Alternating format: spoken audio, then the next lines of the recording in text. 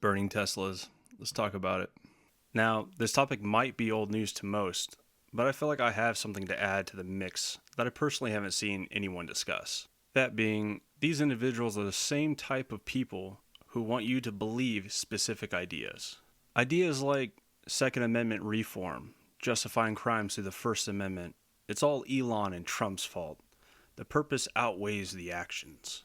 Not only do these ideas create a divide amongst other ideas, they lead to more extreme ideas and actions.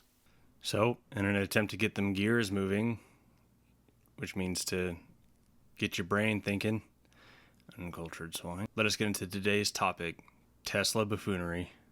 I find the people burning Teslas to be quite hypocritical. What real change do these actions actually bring? Perhaps, just maybe, the goal was to release toxic fumes into the environment.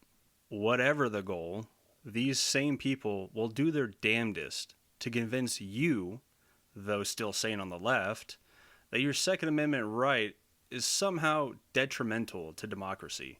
I can only imagine that many of you detest these hooligans, probably no different than most conservatives would.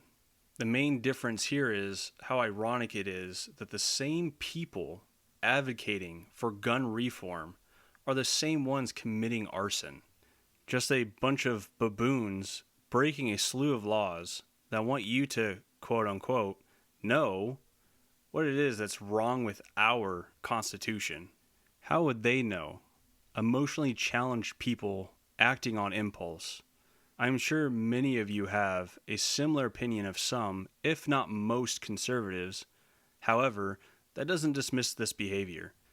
And I surmise some of you may even agree to these actions, making you no better a hypocrite than they.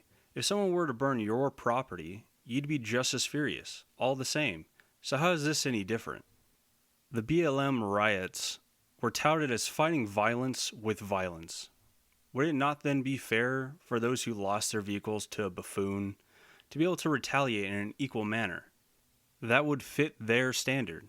Fight fire with fire. Just like the riots. That is, if fairness is indeed what they want, which I can only assume isn't, would that not be the fairest outcome? You burned my shit, so I burn your shit. Some of you might even agree to this notion until it happens to you. Then what? What stance will you have then?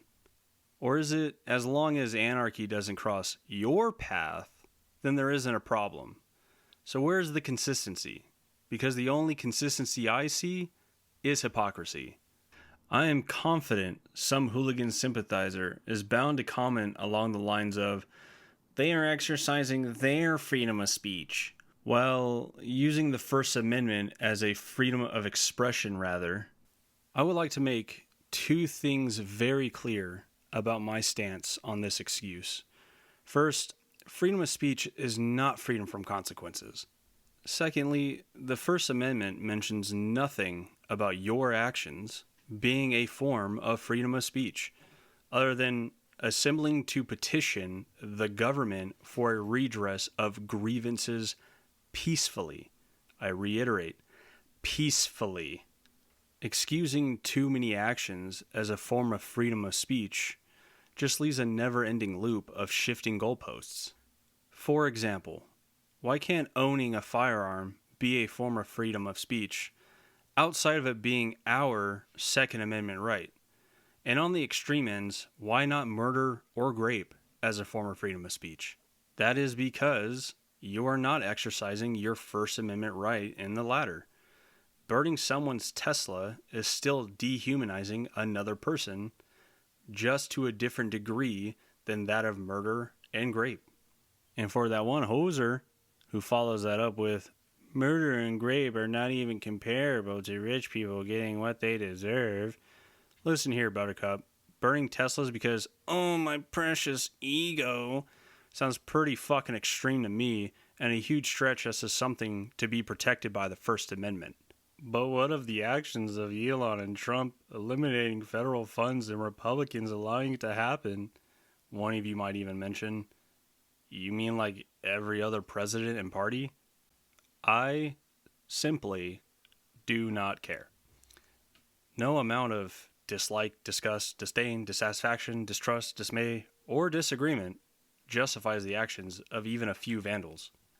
And that is not to say that I even like Teslas or EVs in general.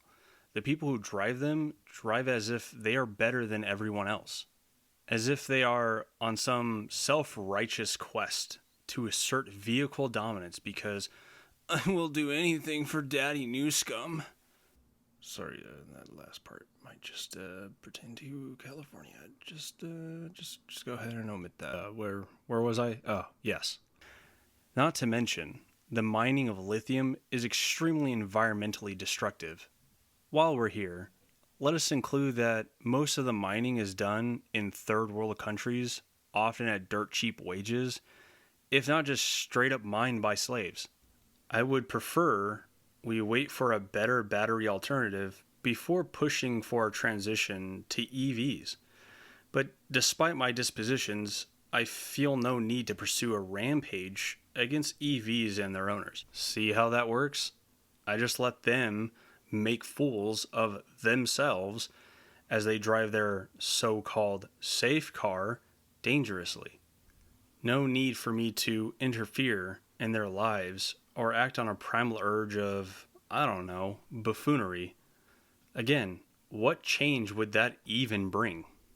Only average people are being hurt by these troglodytes. Elon already made a profit before all the Teslas that got burned. Banks are still going to receive that interest on the loan. The insurance companies had already been paid for these types of events. So the only person losing value and money here is a person who owns a now destroyed Tesla. Even you, as a taxpayer, are being hurt. Even if it's not your car, it takes taxpayers' taxes to pay for environmental damage that may happen, as well as for the resources to extinguish a lithium fire. Fully extinguishing a lithium battery fire can take several days, even if fully submerged in a pool. It can also reignite up to 3 times before being fully extinguished. To put that differently, they're using your voting power and tax dollars for their hooliganistic behavior. How are they using your voting power? Oh, I don't know. Let's say by convincing you to vote on making crimes misdemeanors, which is just a slap on the wrist. California, again? Anyone? No? Man, I should really consider leaving this state.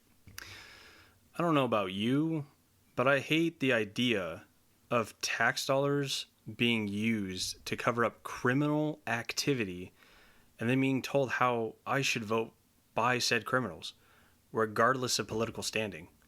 My hope here is that some of these topics will give you some food for thought and some considerations.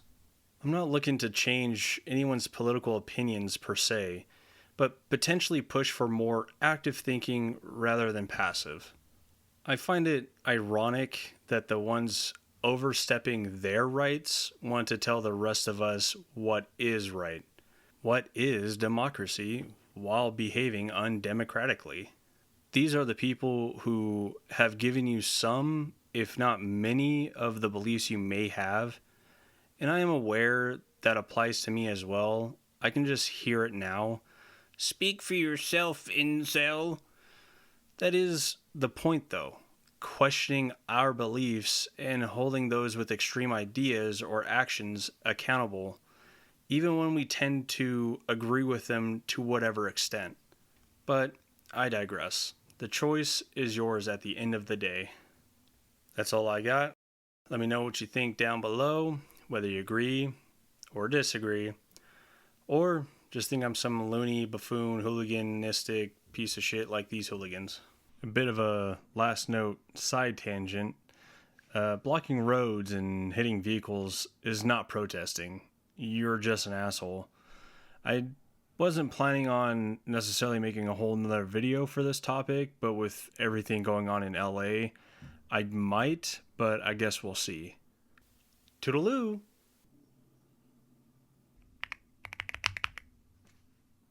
How the fuck do you even spell Toodaloo?